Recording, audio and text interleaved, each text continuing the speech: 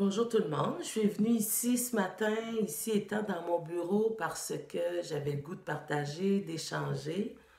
C'est à peu près une semaine que je suis arrivée au Québec. Donc mercredi soir dernier, j'atterrissais d'un beau voyage en Haïti avec ma sœur. Et donc je suis au mutisme, disons, depuis une semaine. Je regarde la situation évoluer. Puis un matin, je partageais à un proche que finalement, j'avais peur. Je pense donc que faire une vidéo, c'est aussi une réponse à cette peur-là. Je ne pourrais pas cerner avec exactitude qu'est-ce qui me fait peur, mais c'est quand même la sensation qui me vient. J'ai un ami qui s'appelle Guy, puis depuis 20 ans, on s'amuse, on discute tout le temps. Puis c'est souvent autour du même objet, c'est-à-dire que un jour il va arriver, le système va s'écrouler, puis euh, ça va être une opportunité finalement pour avoir une collectivité ou une humanité qui se rapproche plus des valeurs qu'on porte. Et puis qu'au moment de la destruction, ceux qui prêchent par la lumière auront, dans le fond, à continuer leur travail de façon plus attentionnée. Bref, on se fait des scénarios. Et là, le vivre tel quel, pas vrai, c'est pas la même partie. Or, c'est facile de prêcher la lumière, de se dire amour, partage, c'est le fun. Mais il y a quelque chose en moi qui est un peu... j'ai peur un peu pour notre suite. J'essaie de ne pas développer les réflexes de fermeture sur moi-même, sur ma famille, genre de ne pas me procurer des armes, de ne pas barricader la maison. Euh, je pense que ce qui me fait peur ultimement, c'est le désordre social. Je pensais être une rebelle, là, mais en réalité, je me rends compte que j'étais bien dans un confort social où les cadres sont quand même assez présents et connus.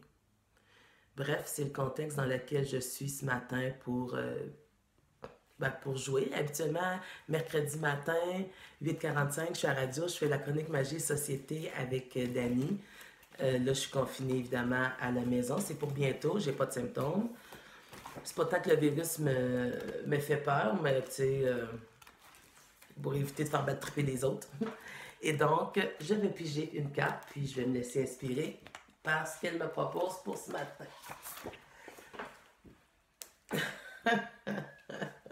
Quand même, là, je trouve ça tellement magnifique.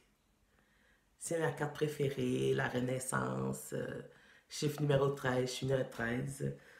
Il y a Sophie et Sylvie qui sont nées aussi les 13, les autres, je ne les sais pas trop.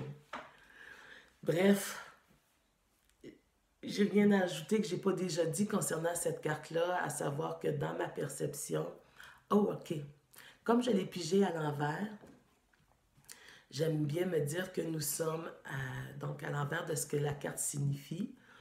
Et donc, dans une perspective, moi, j'aime voir que nous sommes dans un processus de déconstruction, ultimement de mort sociale, collective, tel qu'on l'a conçu, puis tel qu'on l'a connu.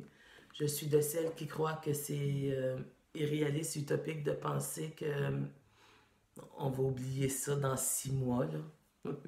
Je pense que nous sommes vraiment enclenchés pour un grand bouleversement, un grand changement. Ça m'enthousiasme. Et donc, l'invitation, quand je vois la carte de la Renaissance à l'envers, c'est vraiment de s'abandonner à la chute, s'abandonner au processus des constructions, puis garder comme objectif que, en tant qu'humain, on est capable du plus grand. Mort, vie, c'est un cycle.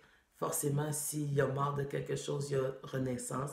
Et dans cette optique-là, je ne peux que me réjouir et travailler, dans le fond, à l'intérieur de moi,